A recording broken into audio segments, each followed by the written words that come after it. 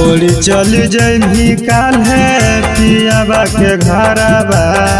छोड़ी चल जइभी काल है पियाबा के घरबा। बस हल तोरे में पराना, बस हल तोरे में पराना। बैठ में जे डोलिया मार ले गोली आगे। तू जइभी ससुर हम जइबौ शमशान। बैठ में जे डोलिया मार ले गोली आगे।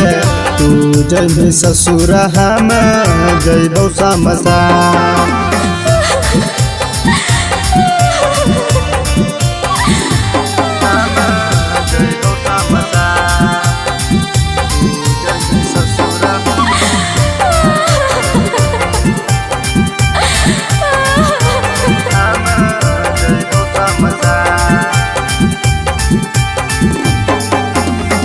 जहिया से छोड़ देनी हमारो तू साथ गे।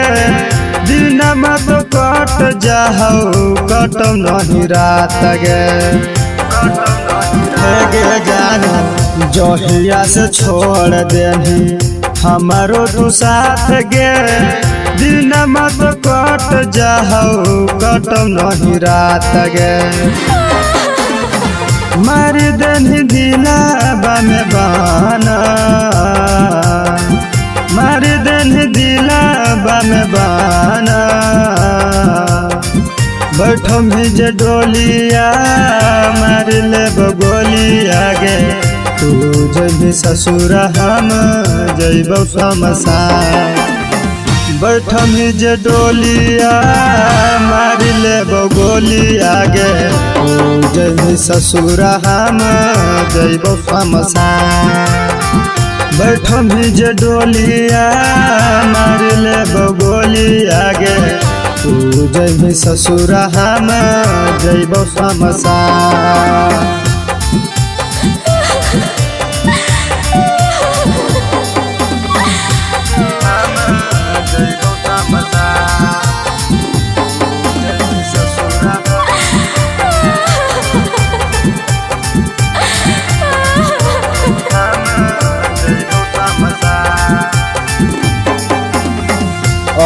कौन पियाबा के से जे पसुकून गे।